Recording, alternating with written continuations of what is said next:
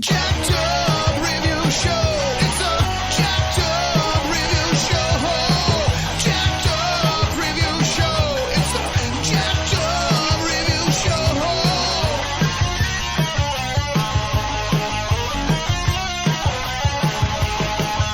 Join us as we cover many an insane movie and numerous cult TV phenomenons. Are you ready to get jacked up? Are you with us? Then listen on. Listener discretion is advised. It's a Jacked Up Review Show. It's a Jacked Up Review Show. Jacked Up Review Show.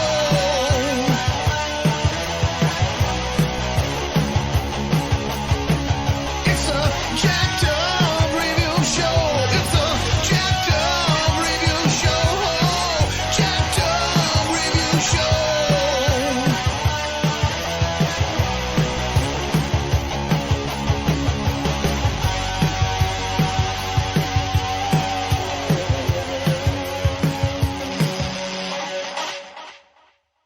And welcoming for another interview this very week, we got voiceover actress Holly Fields. Welcome to the show. Hi, thanks for having me. Anytime. She's a professional ADR voice actress and has had recurring video game role in the Star Wars Old Republic video game series. Her B-movie roles include Communion, Full Moon Seed People, and the first title I ever saw her in, Wishmaster 2. Had recurring roles on Equal Justice, Beyond Belief, and The OC, with guest spots on It's Scary Shandling Show, MacGyver, The Sentinel, and Arrow. So, once again, welcome. Hi. Anytime. I was supposed to recur on MacGyver actually, but I couldn't go back to do the show because I was doing a series called Whole High with Kenny Ortega for Disney and NBC. So Richard Dean Anderson had written this really cool episode that I was supposed to come back to play, and I couldn't do it, so they had to hire somebody else. But that was my favorite show. It is a shame that half the time you can always kind of get a sense of any guest spot. You're like, yeah, I have a feeling this is going somewhere, and you just don't know if, like you say, they did film something and they cut it for time, or like you say, like the writing staff changes, or like you say, schedule conflict. I just got 5 other great gigs and I can't come back and do this show a year later. Well, it happens all the time. Like I was supposed to do the show Stargate. Actually, they had given me Stargate. They just offered it to me, and they didn't do it. It's a long story, but yeah, that show was like kind of like a life changer for me because I just moved to LA and I didn't even know. I was so young. I didn't know what MacGyver was, and next thing I know, I'm going off to Vancouver. I just shot a commercial with Madonna. I just had back surgery. So my doctor was trying to make me not do anything for a year, but I'm like, no, I'm going to go. I want to act. Yeah, so this medical bill is not paying itself. You got it. Yeah, I'm like, I got it. And I was like 13. And so anyway, so I did pay for the surgery. So I did, so I went back and did MacGyver. I ended up in the hospital there because of my back, but I did the show and it was amazing. And I love Richard Dean Anderson.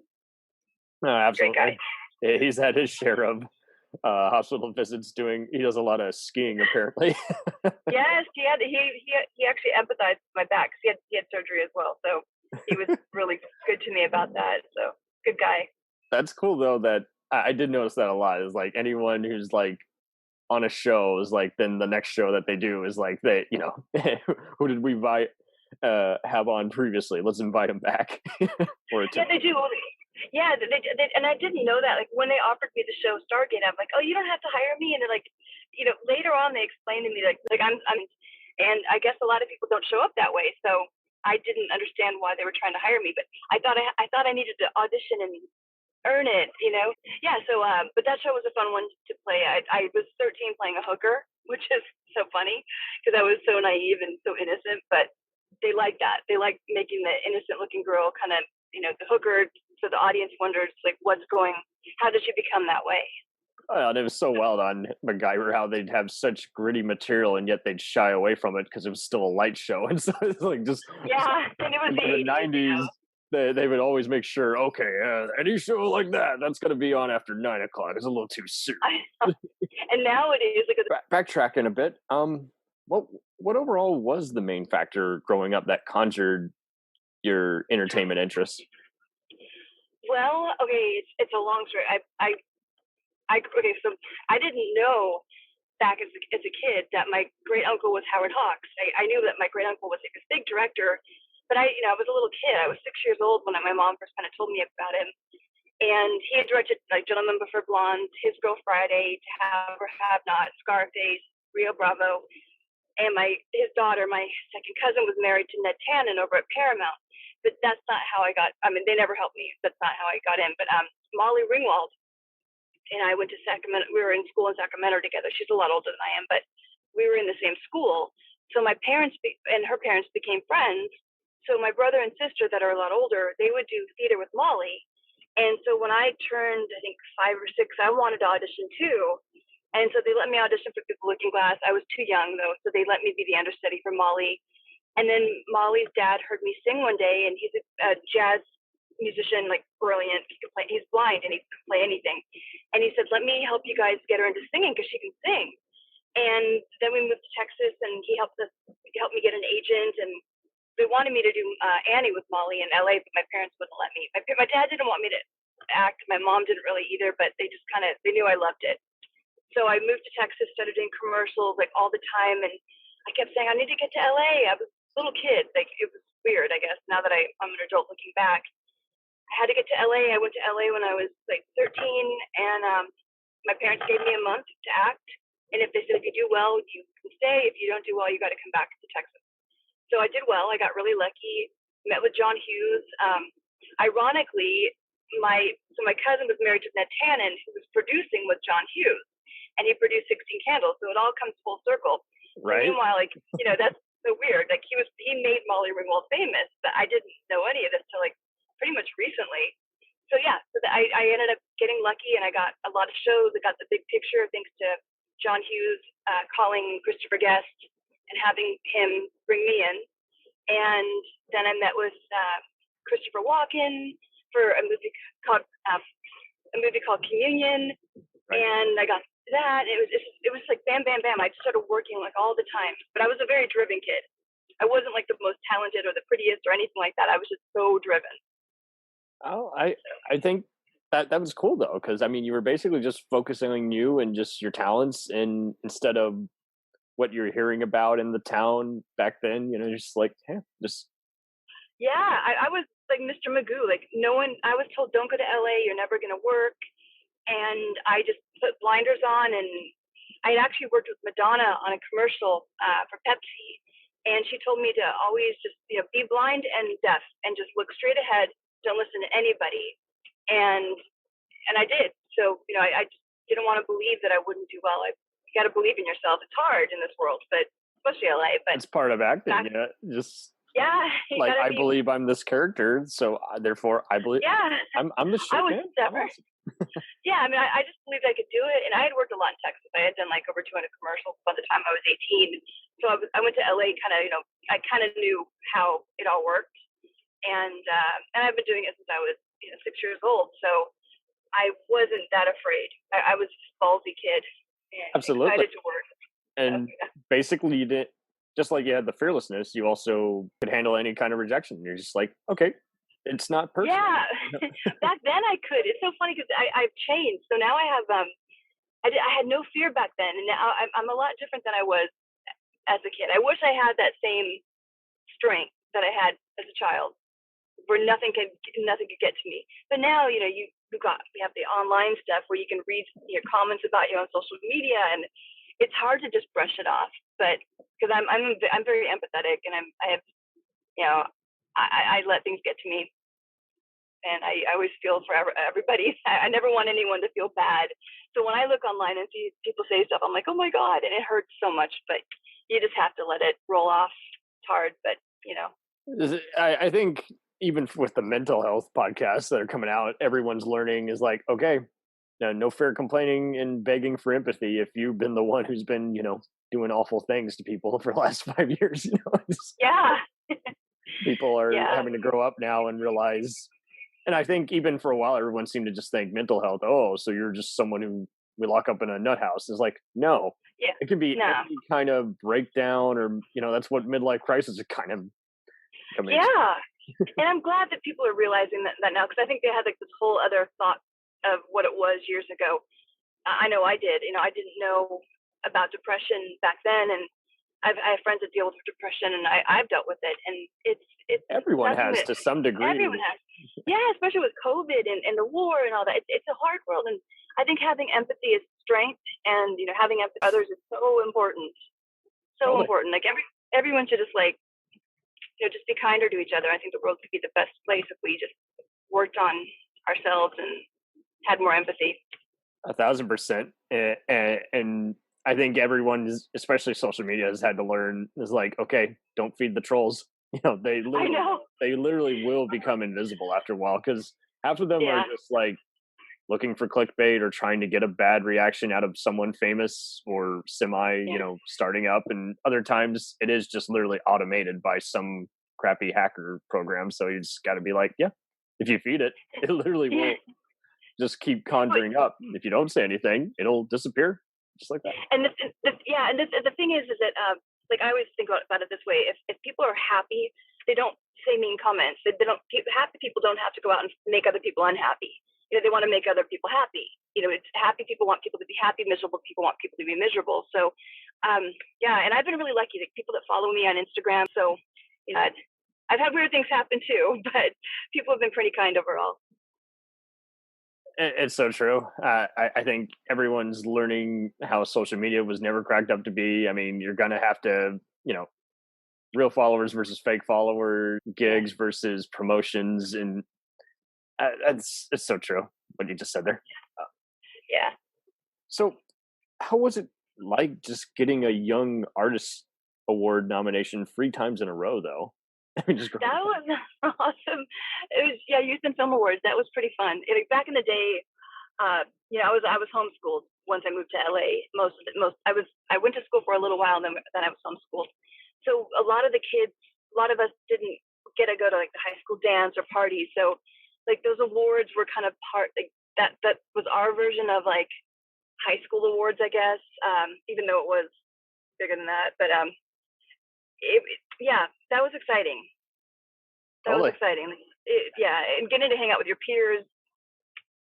Kind of a missed aspect of kind of fun stuff. It's like, hey, let's just do a fun spotlight on someone we saw the other day who I think is going to become big, as opposed to let's be competitive and market it, Yeah, and I'm downplaying it. It was actually a pretty cool thing. I'm making it like a high school experience, which it wasn't, but it was. You were there with your peers, like all the kids. Like we used to go to this thing called Alfie Soda Pop Party. So basically, we all the same kid actors. We would always see each other everywhere. So it was fun to go to the awards together. We were all rooting for each other as well, which is interesting now that I look back at it. Everyone kind of had each other's backs. People would think that there'd be competition. I'm sure there was competition, but it was like a healthy competition back then, from what I remember. Yeah. Youth and Film Awards they were fun. I remember River Phoenix won, and I just loved him, and he was sitting next to me, and that was a really fun and very honorable award to win. Just very fun bonding experiences. At around that time, were you also just trying out other kind of talent shows or? No, I didn't even. That's the thing, is like I didn't even know how. This wasn't like the Emmys and Oscars where you pay money, and then I didn't know that for the Emmys you have to pay money and get you're up to be nominated for an Emmy. There's a lot of different processes. For this show, the Youth and Film Awards, they would nominate you. So you would find out and then just show up. So it wasn't like the award shows that we know of. A lot of people don't realize, like, you don't just get nominated for an Emmy. There's like a huge process. You got to pay money, and then you narrow it down, and then you've got a committee voting. It's not like what people think. But the Youth and Film Awards kind of, that was more like you just found out you got nominated and you got a ticket, and they gave you a ticket, and then you showed up, and it was really cool. It was a pretty cool thing for kids. I think it was the only award show back then for kid actors. Okay, sweet. Wow. Yeah, it was pretty cool. And I think I won the Best Newcomer Award. It was so long ago. It feels like a lifetime ago. Nice. Yeah. It was fun. Now, again, you're best known, to those who don't know, ADR is additional dialogue recording half the time, for various, people shoot fast, so there's not always time for reshoots or whatever, or they just need additional dialogue to give the various extras and just make the scene come alive. You need random voices that are audible at a bar or crowd scene or police station or what have you. And when you started up your voice emulation techniques just from the get-go, did you start by just copying anything from like Saturday morning cartoons, or was it just more of your favorite actor icons? How did you find the various personas that are on scene but clearly apparent in the background? I remember I had just had back surgery, and I was in bed for a month at the hospital. I had to learn to walk again and everything. So I had a lot of time in bed, and I was watching cartoons, and I kept telling my mom, "Look, I can imitate those people." And my mom's like, "Oh, that's cute." And I'm like, "No, I can really imitate them." So years later, actually do it. And so my agent's assistant said, Cameron Diaz is looking for DreamWorks is looking for a sound-alike for Cameron Diaz for Shrek. And you sound like her. And I was like, no, I don't sound like her. And he kept saying, no, you do. And you've got that same energy. So he made me audition finally. And I went in and I booked it. And then I auditioned again and I booked it. And then again, and I found out it was Cameron Diaz that was choosing who got the job, because she had final say. And so did DreamWorks. So I kept booking it. And then finally she said, let's just hire her full time. So 20 something years of working as Princess Fiona. So I did all the game stalls, toys, the pre-vocals at DreamWorks. Yeah, it was the best job. I mean, I'm still working on it, actually. I mean, people don't realize there's I just did a ride for somewhere, it's a ride in China, Shanghai, and just a super cool ride. And so Cameron Diaz does her voice for the movie, and I do almost like everything else. So, and a lot of singing for her, and all the commercials, like commercial products, like say McDonald's has a product that has Fiona on it. I'll go in and do Fiona, because Cameron Diaz, she's retired now, but she was at the time just so busy. And the cool thing was, I've always just loved her. I saw her in a 17 magazine years before she was famous. I'm like, that girl's so cool. She's going to be famous. And years later, she's famous. And we ended up meeting each other on an airplane. I was filming Touched by an Angel in Utah, and she was filming. Nice. And we ended up talking on the airplane on the way back, and just the nicest person. So getting to do her voice was such an honor. And 20 something years it's been, and it pays so better than my brother's a doctor, and I'm getting paid more in 1 hour than he gets in a whole week. So it's ridiculous, but I'm so thankful at the same time. Absolutely. I've noticed a lot of film history people who've studied her career, and they just noticed she was very intriguing on how she kind of just would put on, people associated with her, the bad girl attitude on, on screen, and then behind the scenes, just very diverse performer and entertainer. And then she comes out with the body bugs, just becomes this health and fitness icon all of a sudden. And then silently retires, and it's all good, because it's just no big deal made of it. It's like she's done so many different personas. It's like, I know. Now she has a wine. She's come out with wine, a very organic wine. Yeah, and I hear it's amazing. So I just love her. I've always been a fan of hers, and I love any movie she's done. I'm always the first to go see it. So that is so rad, though. You got to meet your icon, and then you're getting fan mail for playing the character that she made famous. It's weird, because I never even realized, if you look up Princess Fiona, that they put my name on there, and I had no idea until recently. And then I did a lot of stuff for Drew Barrymore. I went to high school with her when I first moved here. And I got to do a lot of Beverly Hills Chihuahua for her, because I knew her voice. And so I started copying. I would go in for Kate Bosworth, for Brittany Murphy. I did a lot for Haley Steinfeld, Kate Beckinsale, Anne Hathaway. So they like that I have the credits. So I've done a lot of on-camera acting, so they know I can act, because a lot of voiceover actors aren't good actors. So they like people that can act, that can also do sound alike. So, and I sing, so I think that's why I can copy. I'm not sure why I can copy. It's weird. They understand how far your range goes, and a lot of sitcom stars, and even other people, like you say, who had a mixture of they had 5 different big TV show guest spots, and then the rest of their careers was voice acting. And so I think I can totally understand that. It seems like the more diverse and different kinds of projects they see you do, the more bigger chance they're going to take on you. Yeah, and I came in at a time where there wasn't a lot of competition. There was competition, but not like there is now. So I kind of found my niche, kind of like by doing sound-alikes, and I mean, I had done like tons of products. Like I did all the Wham, Encore, Bravo announcements, and Nice. McDonald's. I was under contract for them, and under contract for Close Time, and I know. So I've been really lucky to be in to do as well as I've done. And it's nice to stay under the radar and just, go in there and record and then not have to worry about what you look like. And Right. You will be stopped at the airport. Oh yeah, that was my that was my biggest fear actually, because I moved to LA and I remember I never wanted to be famous. I love there's different actors. So the actors that want the attention, and then you have the actors that they act because they like the escape. And I was the one that liked the escape. I love getting into different characters and kind of playing out like roles that I've always wanted to try, like play the edgy character that I wasn't in real life, and play the cheerleader, and then switch. Next thing you know, I'm doing another show where I'm playing a drug addict.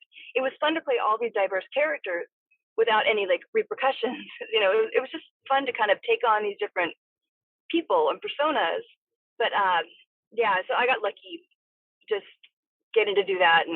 But yeah, I was going to say, so I had done a movie years ago called The Suzanne Summers Story, Keeping Secrets, and I played Suzanne Summers, and there was this great crying scene, and I got to see the final product, and the crying scene was kind of ruined because it sounded like somebody else's voice, and I found out that someone else had looped a little bit for me, and it sounded so fake.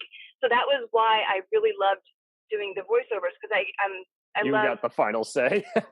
And I'm like, well, I can make it better. I can make the performance equal or better, because that's the goal. If you're going to do the voice for somebody else, you want to make sure their performance stays up to par. You don't want to make it like what happened to me, because I was so devastated because the scene was so good, and then the voiceover actor came in and they didn't.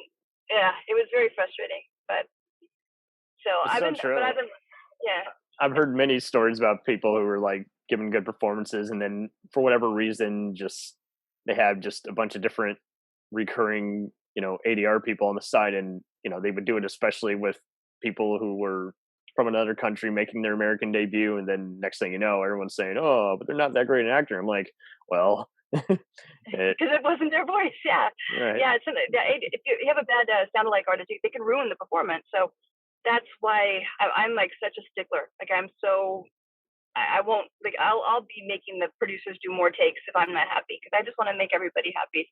So, which is why I think I've done well. I'm a people pleaser. That's awesome. I guess. And I guess at this point you can say you've lived your life with no regrets. I've had a great life. It's funny because I was going back to what I was saying about different types of actors. Yeah. So back when I moved up to LA, I remember Rebecca Schaefer, who was my favorite, and she had been murdered actually, and I had been to her place 2 weeks before it happened. Oh, and I remember thinking, God, I don't want to be famous, because that's what will happen. Like people, they would stalk me, or I just thought that would be so scary. So my goal was to just keep working. I just wanted to work all the time and have nobody know who I was. So that was me. Like a lot of people want to be famous. I just didn't want to be. So yeah, I lived my life with no regrets, because I did exactly what I wanted to do. I didn't come to LA to be Julia Roberts, right? Or just, I just wanted to work. So yeah, I've done everything I've wanted to do so far in life.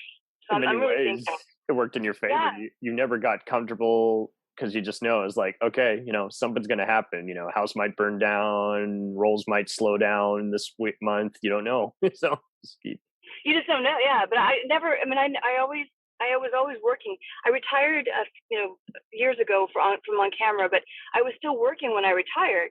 I had gotten sick. It's a long story, but I was sick for a while. Nobody knows why.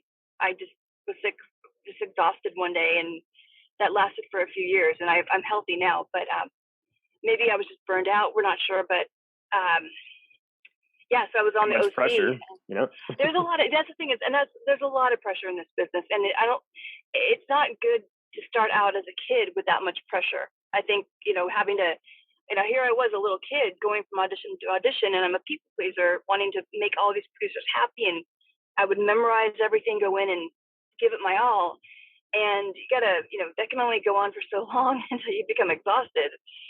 So And it's dangerous too, because like you see so many other beloved celebrities, and some of them end up doing a cool thing where they actually kind of found a nonprofit site because they know they can actually make a difference for other people who have their ailments. And then there's others who that pretty much becomes, the paparazzi feeds on that. Oh, will they rebound into their well-known addiction? Yeah. This is like, oh my god. Now they're being exploited. My thing is, like, I've been trying to help others because when I got sick, like I learned a lot about medicine and a lot about natural cures, and I got healthy again. I was doing vitamin IVs, and I don't know the whole, it sounds so simplistic, but I got healthy again with just doing a few of those. So if your body kind of balances out, and then your body can heal itself basically. So that's one thing I've been really dedicated to, is learning about health. I wanted to be a doctor for a while. My brother's a doctor, so I just, I thought I could do it too if he can do it. But I've been helping people get better. Like I that's been like one of my dreams, is to like help people heal, because when I was so sick, I just thought I was going to die. There was a point where I just couldn't get out of bed for a few years. Like I was literally in bed for a few years in 2016, 17, 18, and then part of 19. That's when I finally tried the vitamin IVs. Didn't think they were going to help. I had done a spinal tap at UCLA. I found out I had brain inflammation. Nobody knew why. They thought Lyme disease for a while, and then I got tested for that 6 times. Don't have that, thank God. But yeah, I think everyone's waking up now, post-COVID now, because there's like, okay, it can't all be COVID. It can easily be a mutation that we don't have any solution for, so we got to think fast. Yeah, I mean, you just have to stay healthy. You got to keep your immune system up. And yes, I've been like a big advocate for health and just staying healthy and detoxing, and, don't do drugs. Just say no. Wild though.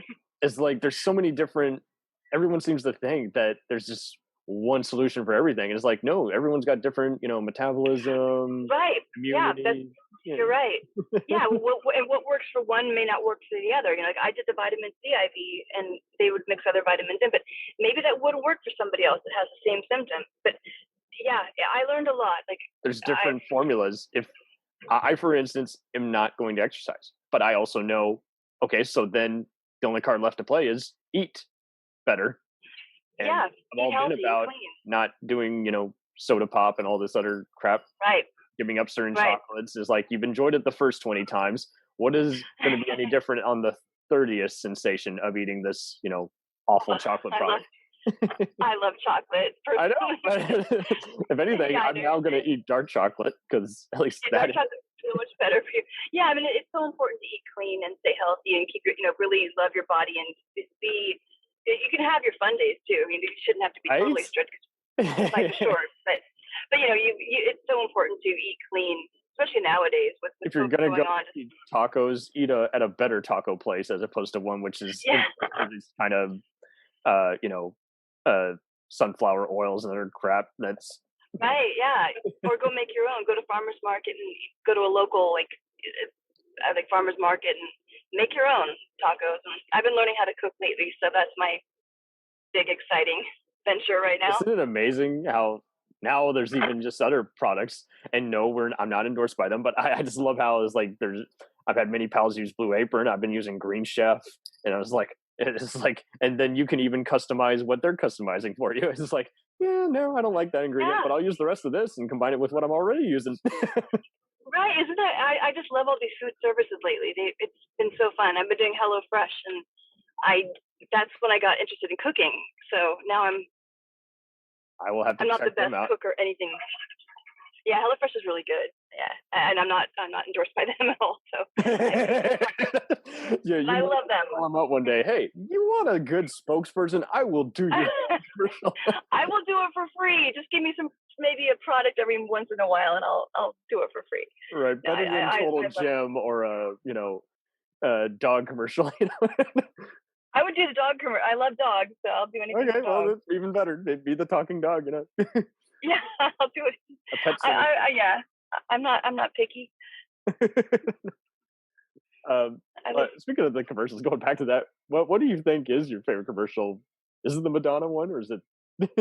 Oh no! Well, I did a really fun. I did one with James Earl Jones that was really fun. We all sang. Then I did one with Johnny Knox. Oh no, Johnny Knoxville was fun. That's on YouTube. But I did one with Michael J. Fox, that was probably my favorite commercial I've ever done. Would you Because say you can find easily most of them, or some of them lost somewhere? a lot of them are lost. I mean, I've done a lot of commercials. But the Michael J. Fox one, that's also, I think, one of them is on YouTube. But yeah, so I loved Family Ties. So when I was doing Quantum Leap, I would always see Michael J. Fox because we filmed on the same lot, and he'd be sitting. I think he was doing Back to the Future at the time. So I just loved. I had the biggest crush on him. So I saw him when I was filming Quantum Leap, and then I saw him again another time. And then next thing I know, these awesome casting directors who are like my favorite casting directors for commercials, they said, you're up for an audition, you're up for something with Michael J. Fox. And they basically got me the job, these two casting directors. They were called the Monkey Brothers, just the best guys ever. That is an amazing name. Yeah.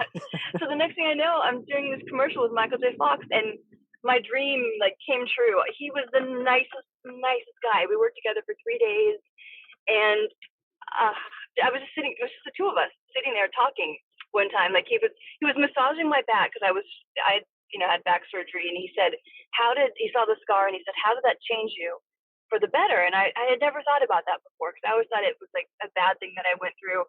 And he goes, no, it's a good thing, because it's going to give you empathy. It's going to change your perspective of the world and yourself and life. And it really did. And talking to him about that actually made me appreciative for what I had been through, because I had to learn to walk again, and I had a body cast for a year as a child. And at the time, I just thought it was such a bad thing, but he made me see a different perspective of all of that, which I was so appreciative of, because I was, 20 I think 20 at the time when I worked with him. He became a campaigner for anyone with disabilities, and well, he had known he had Parkinson's at the time. No one else knew it, but he was going to his dressing room a lot because he was having handshakes, and so I could tell something was going on, but.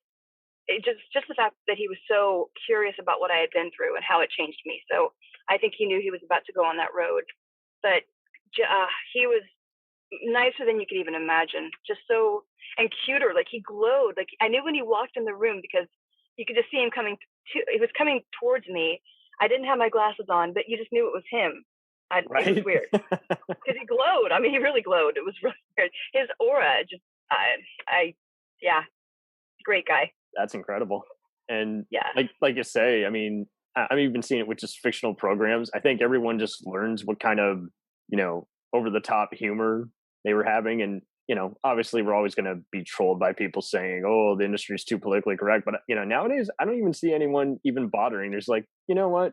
Making fun of anyone who's got some kind of disability just so behind us now. Why can't just slapstick or other things that's more agreeable, as opposed to belittle someone who can't help themselves? That's how they were born. Oh no, I've always been that way. I always root for the underdog, and right? no one should ever make fun of anybody, especially for things they can't help. Everyone has their own journey to go on, so I think people should just let other people live their lives and be supportive and be good to people. Is my philosophy in life. Oh, totally. I'm already over so many different comedians who are like, oh, I guess I better retire because I'm going to get canceled. I'm like, you should. You're going to be that unoriginal. Yeah, no, I think comedy could be done without putting anybody down. That's why I love Ellen DeGeneres and Jerry Seinfeld. They don't have to put people down. They don't have to swear. They're funny, just being themselves. That's a good contrast, because Ellen decided, well, I'm just going to become a TV show. And Seinfeld was like, I'm not much of an actor, so after this ends, I'm not doing anything. I'm going back to doing stand-up. He doesn't have to. Yeah, I know. I used to go to my friends wrote Seinfeld, so I used to go to the set of Seinfeld all the time. And we would go in the audience. He would say, give me a word. And we would give him a random word, like broom, for example. And I gave him one of the words, so I know it wasn't premeditated. And he was so funny, just on his own, just brilliantly funny. And that's what I think makes a great comedian. Just people that think fast and on their toes, and that's so hard to do. He didn't have to swear and do anything raunchy. He was just so quick and clever and funny. We would leave the tapings with our stomachs hurting just from laughing so much. That's a great day. Those were the days. I miss shows like Seinfeld. Totally. Yeah. And do you think just other people are going to continually kind of be more influenced, especially by just branching out, much like yourself. Because now you're seeing, I mean, the new Mystery Science Theater is on, and one of the writers they have on is someone who's been doing all kinds of Jim Henson and Gremlins type puppetry. But we're seeing stuntmen now become action directors. We're seeing all these other just kind of pop singers become executive producers of TV shows. I think it's great. I think with the way the world is nowadays, it's a lot easier to do that. I think back in the day it wasn't, but there was this mentality: don't go outside your range. Yeah, I mean that's what I was told. Yeah, well, my grandfather told me when I was a kid, because I wanted to be a singer, I wanted to do Broadway, I wanted to do TV, and I wanted to do it all. And he said, choose one and just be great at it. And so I chose acting, and I was a better singer than I was an actress, but I didn't sing for so long. And then I ended up getting a record deal years later. But my grandfather, he was wrong, and I love the man, God bless his soul, but he was a musician, and he said just choose one or the other. So I chose the acting. But I nowadays you can do it all.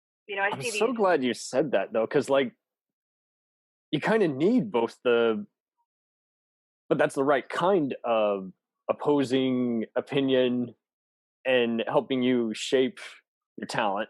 Because like I had a cinematographer professor, and he said he hated music videos. He thought they were just where hacks go to die.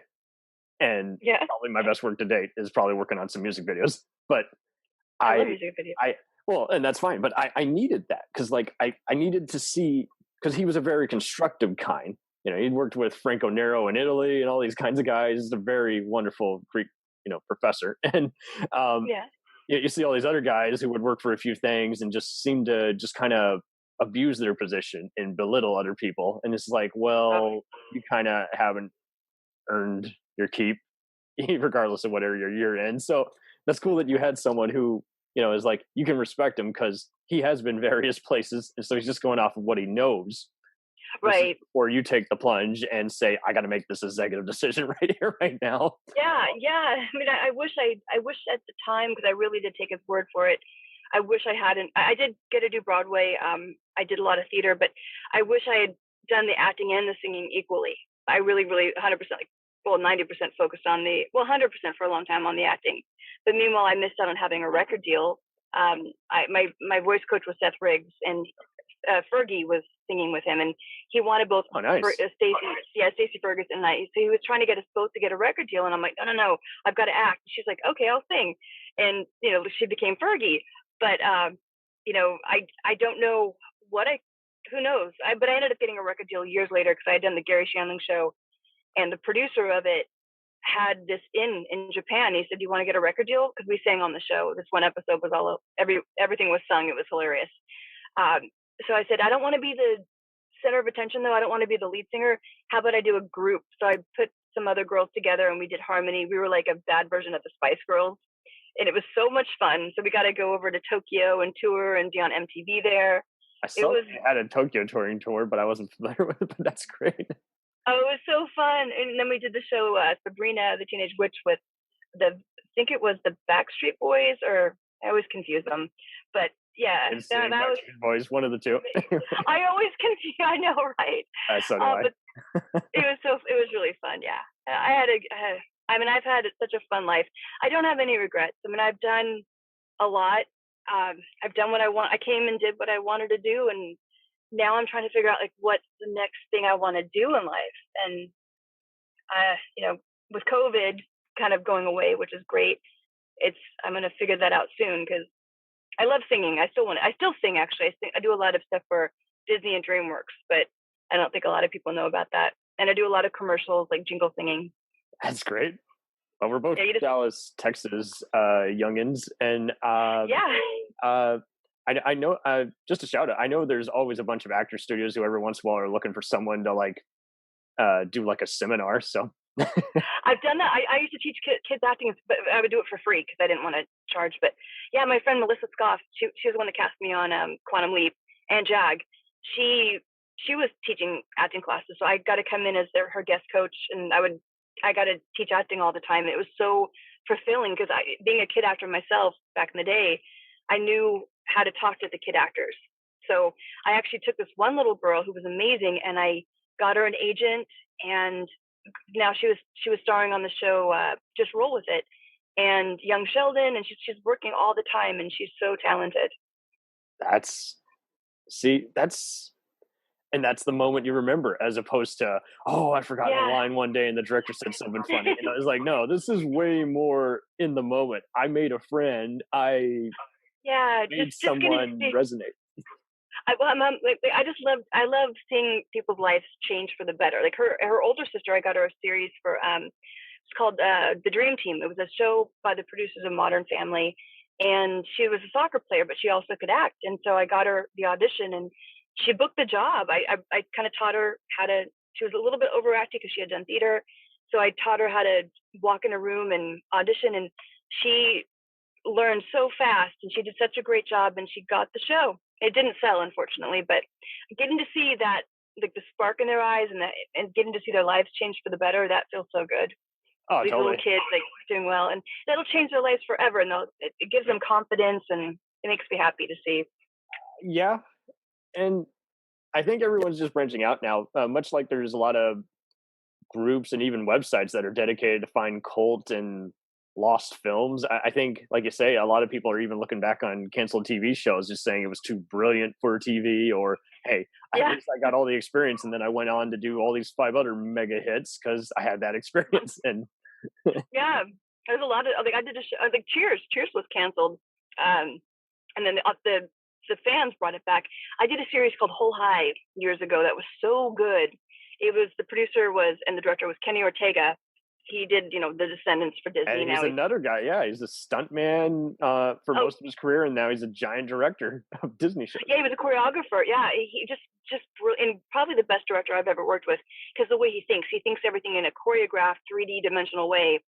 But yeah, so they cast me on that, and Whole High was just so before its time. So they actually remade it into High School Musical, and then that became huge. But oh wow, I and I was did like, oh vaguely hear man, about that, but I would never hear anyone cite what it was remade from. They just said, oh, it's a remake. But what is this a remake of? Oh, it's this. Well, no, it was more like a branch off than a remake. But it was, Whole High was so good. We'd all break into song, and that was back in the, I think it was with the late 80s. I think no one knew how to take it. That's when we had Cop Rock as well, which did a lot better, and 90210. Right. And I was up for 90210, and I'm like, I don't want to be on a show for Fox. I didn't know what Fox really was, and I thought NBC for Disney. Yeah, so I chose the wrong one, but I actually chose the right one in my eyes. But to everyone else, they said I chose the wrong show. 90210 ended up taking off. But yeah, Whole High was so much fun. It was before its time. I think if you put that on the air nowadays, it would be a huge hit. And it was so many. The most amazing actors were on the show too. Everyone was so talented, and they could all sing and dance and act, and it was such a great show. But yeah, a lot of shows are before their time, and it's all about the timing, unfortunately. Totally. And yeah. Peacock and Apple TV Plus have launched. Are you tempted to try and get on any of those upcoming streaming shows? Mm-mm. No, I think I'm good with not acting. I've done on camera my whole life pretty much, and I kind of voice, because I know they're trying to do cartoons. Oh, for cartoons? Oh, totally. I would love to do. I love doing cartoons. Yeah, no, I was going to say that the pressure of the on camera. But hell, you might even be a voice announcer in Ted Lasso. Well, I kind of retired from. I mean, I still work on Shrek whenever they ask in Star Wars, and I've just kind of retired the last few years, and I'm enjoying life. But I love cartoons. I would love to go back and do a few cartoons and just keep that going. I'd be happy with that. I love it. And it also you mentioned all these great, PSAs and nonprofit causes, and it helps that, when you did the Wishmaster panels in Star Wars Old Republic, that a lot of your co-stars are of the same ilk, where they're, doing a lot of nonprofit stuff, and. Yeah. Yeah. Oh, yeah. And they're all so talented. Yeah, no, I think it feels good to do a lot of the nonprofit stuff. That's a lot of actors do that. Hell, your fellow co-star Andrew Devoff, I came this close to meeting him years ago. I love him. I only got to meet his Wishmaster 2 co-star Robert Lasardo, but it was. Oh, I love him. Yeah, he's totally. Great too. And I remember that convention experience because I saw kind of how more independent this particular one was. It was just at a hotel, the Westin rented for a weekend, but it was cool because instead of just, hey, pick out a giant, DeLorean from Back to the Future or lightsaber from Star Wars. It's more, here's all these other independent movies mixed in with some more mainstream, better known, Evil Dead, Nightmare on Elm Street type stuff. But half the proceeds would go to a dog charity. And I'm like, that's awesome. But I just don't charge. That's the thing. I got in trouble because I don't like to charge for autographs. I just think that if people have paid to see my film, they deserve an autograph. I got in trouble because my autograph agents kind of need to be paid. But yeah, Andrew Divoff is amazing, and I love Tammy Lauren. She was the girl in the first Wishmaster, and the reason why I think both she and Andrew are the reason why I did so well because they're so talented. But yeah, Andrew, like you, just same walk of life, was a 80s kid actress and TV star, and then yeah, and I was always such a fan of her that she is so talented, and she quit acting and she's so good. But Andrew Divoff, he's such a great guy, and getting to work with him was a dream come true.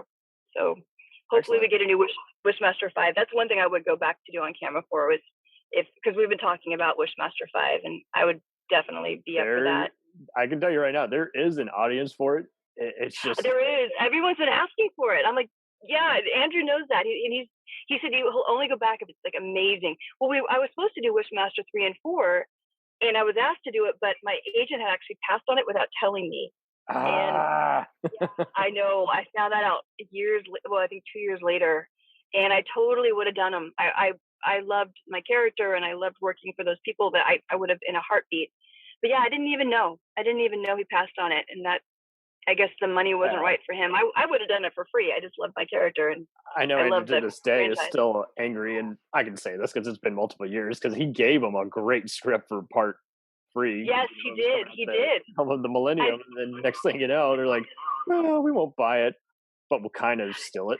Yeah. Oh, yeah. And he was going to direct it as well, and he had already asked me to be in it, and I said yes for sure. And yeah, so I'm hoping part 5 will happen, and I hope Andrew writes it. I saw that panel you were on where Kurtzman, the director and special effects, revealed that, YouTube's a wonderful thing, but it was just all the stuff you can't go to. But he's like, I still have a custom-made poster of Candyman versus Wishmaster in my office. I'm like, well, hell, even put the Leprechaun and Warlock in there, people will see it. Even if it's Candyman, see it.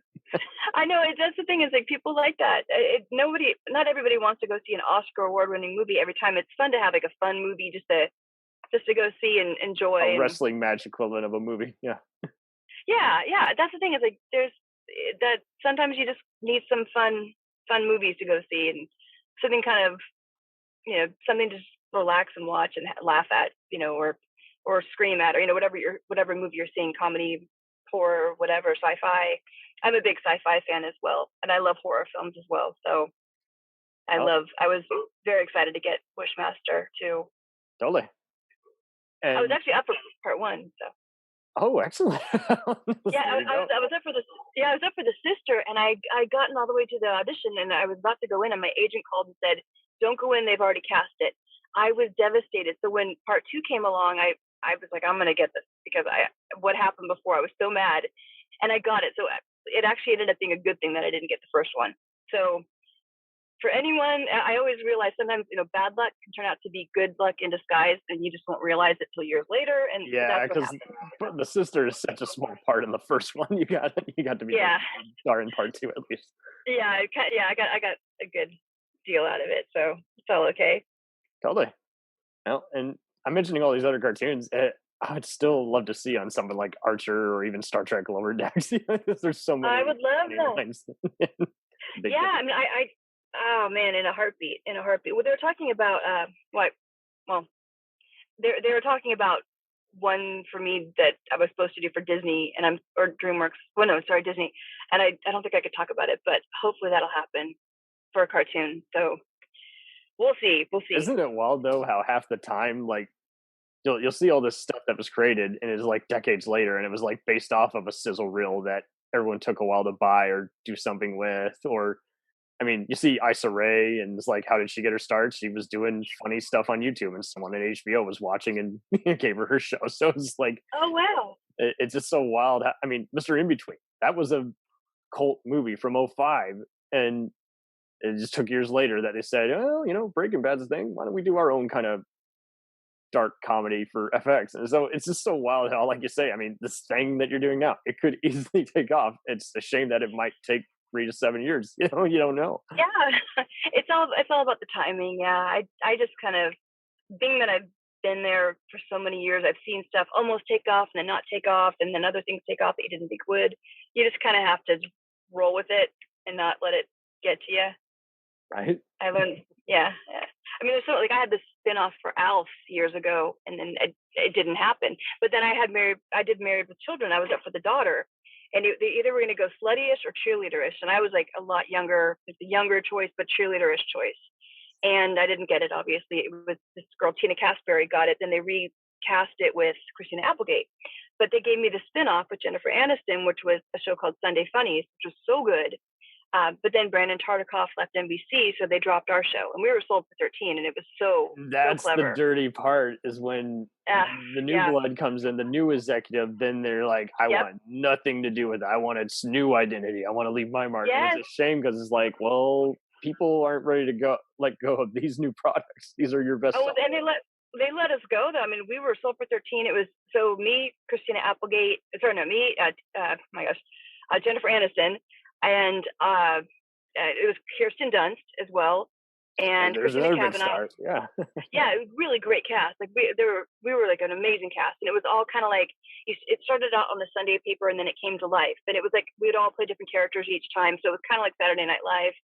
And it was such a really well-written show. But Brandon Tartikoff left, and then we were done. Like, literally told the next day, we're done. And, I thought you said you also did some ADR for Kirsten Dunst years later. No, not for Kirsten Dunst, okay. no. I'm reading. No. I know you were in one of the Spider-Man games, so maybe they thought, hey. Oh, yeah, no, I worked with her. I played Black Cat, and I got lucky. Wait, was it? Yeah, with Tobey Maguire, Kirsten Dunst. They wanted like a huge name for it, but the producers were like, nope, we're going to go with you. So that was pretty cool and really fun to play. No, totally. So yeah, Spider-Man 2, yeah. And Alfred Molina. We had a great cast. Alfred Molina, Tobey Maguire, Kirsten Dunst. And isn't it wild, though, too, how now they're doing motion capture with all these games. And so I know, right? Roger Ebert, you can rest in peace, good critic, but you can he's back on video games will never have as big an impact as movies. I see so many people for whatever reason that it's not that they hate movies, they just need something easy to unwind, so they'd rather play video games with their friends on like Steam or Twitch or whatever. Yeah, I love video games. I grew up with Frogger and Pong. Not right? Pong, but Frogger. That's as simple as one. But nowadays, they're so incredible. I have a friend, Tiffany, and her husband plays with the kids because he works for a video game company. And the stuff coming out is so incredible. You feel like you're really in the game. So I love it. I love the motion capture. You see all these actors, these A-listers who were avoiding it for the longest time, and they're warming up to it. It's like, because they're actually on stage. It's like, it seemed like it took, I guess, breakthroughs like Avatar or what have you to just make people realize it's more than just 3D. People are actually in the scene. Like we can make fun of how Vin Diesel only has one line as Groot in Guardians of the Galaxy, but he's still on set every day playing Groot. Sometimes. And that's the thing. Like nowadays, like the huge stars want all the voiceover jobs too. So that's been interesting to see how that's all changed. So it is wild too, because like like you say, DreamWorks really hit it big with Shrek, and then they got criticism for like half the time they just do stunt casting. You're like, well, that'll make it sell, but this person's just not that great a voice actor. They're just better on screen than. Yeah. But I mean, there's some that are really good. Like I thought Cameron Diaz was amazing, and Mike Myers, and Eddie Murphy. Eddie Murphy's one of my favorite. Yeah. Beverly Hills Cop. Yeah. So but then you've got some that aren't as good on camera. They're better on camera than they are voiceover, but they hire them because of who they are. So. Right. And it's just so wild how certain character actors is like they can have like free, well-known like. Live action roles, and then their kids or teens grew up watching them at least on 2 different cartoons. Like I know that's the case with Gary Cole. There you go. You can say he's the boss in Office Space, but other people know him as his various Adult Swim roles. So it's like there you go. It's amazing. And nowadays, so many famous actors are doing cartoons. You don't even realize it till you read the credits. So a lot of times, yeah, because I don't think I have. There's so much stuff on that's not even on the IMDb that I've done.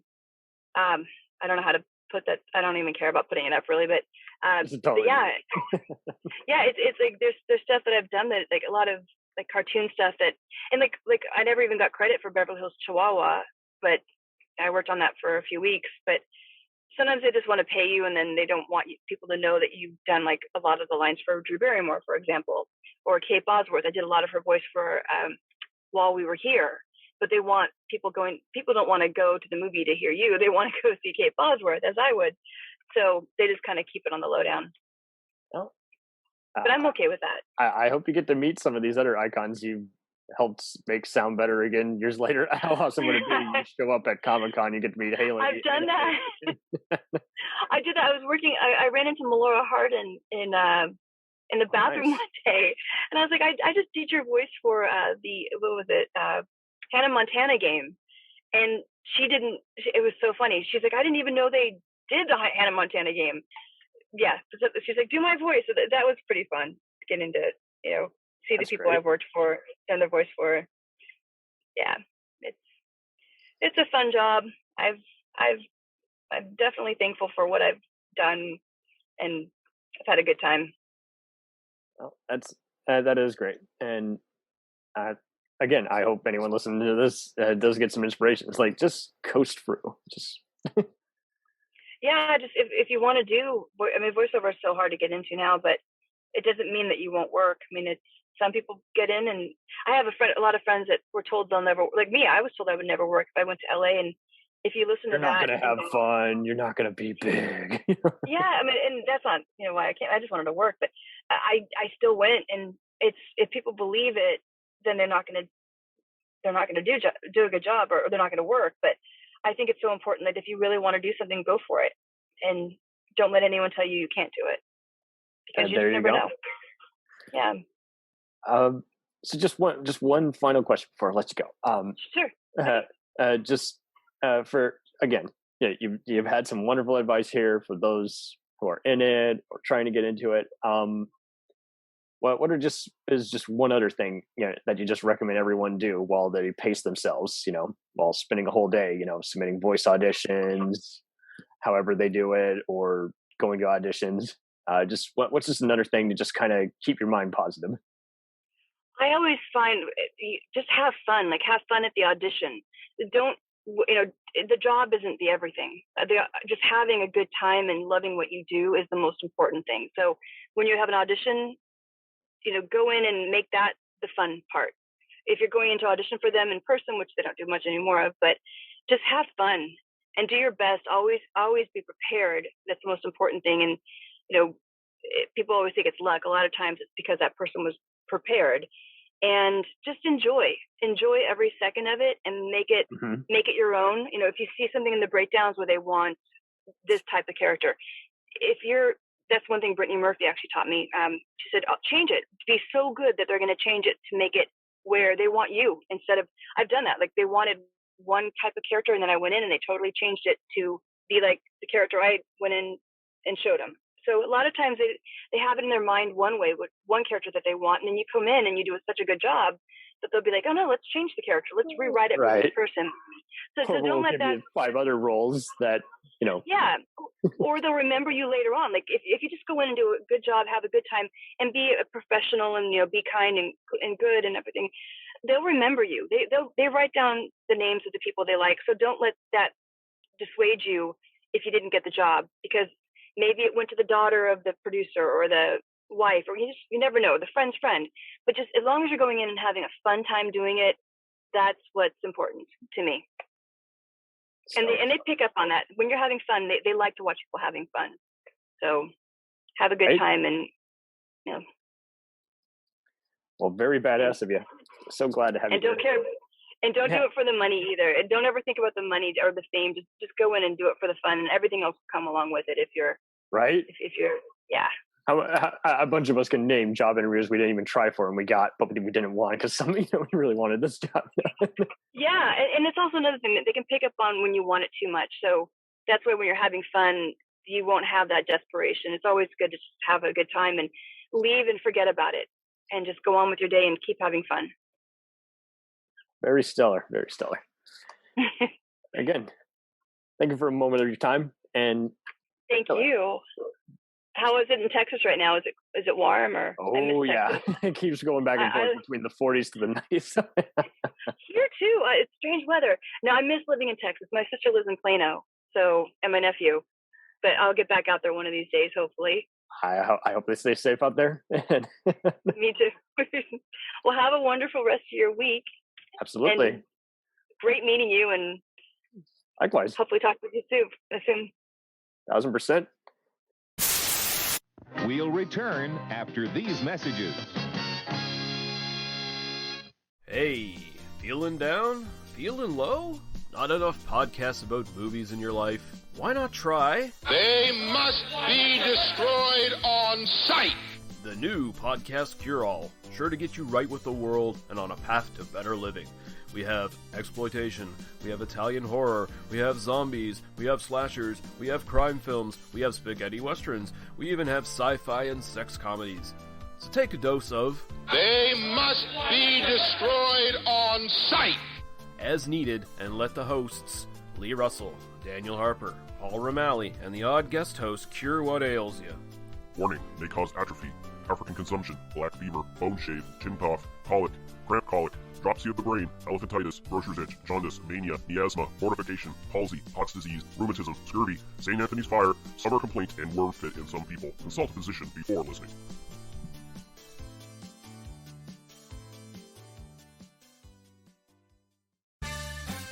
Did you ever see a film at such a young age it left you traumatized with cinematic wounds?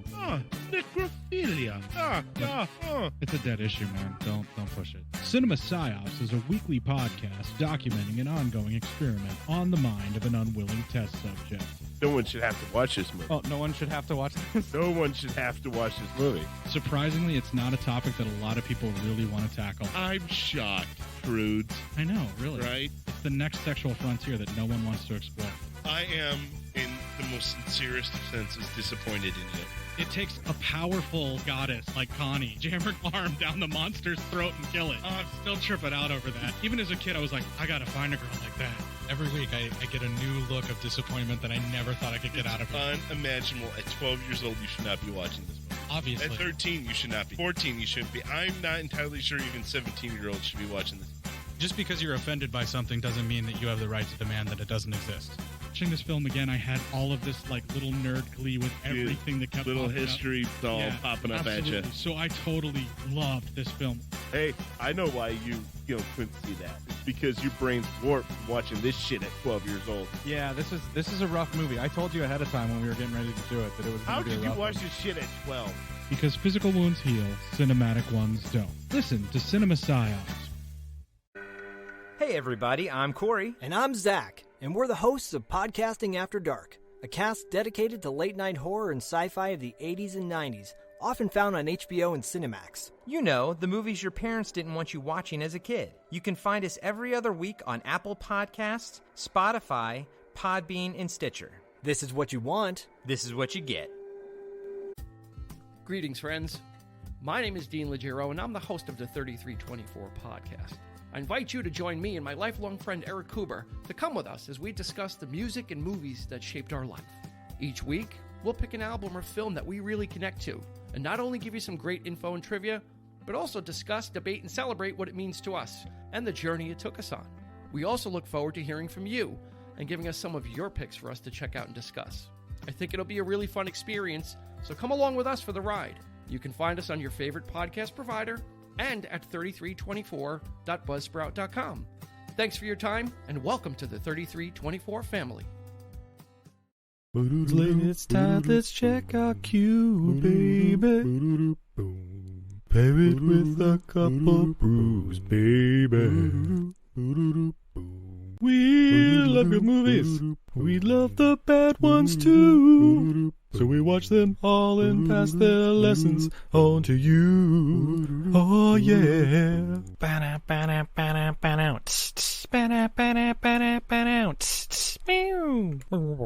Everything I learned from movies helps to make life a little bit groovy.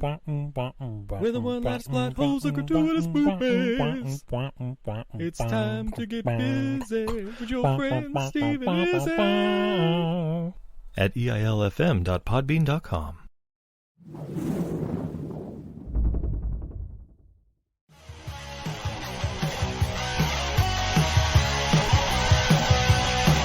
Follow us on the web on Facebook, Twitter, and Instagram. The podcast is available on Podbean, Spotify, iHeartRadio, Anchor, Apple, and anywhere else podcasts are available. Feel free to review our show and leave comments on any of those sites. Thanks a million for listening. It's a jacked up review show. It's a jacked up review show. Jacked up review show.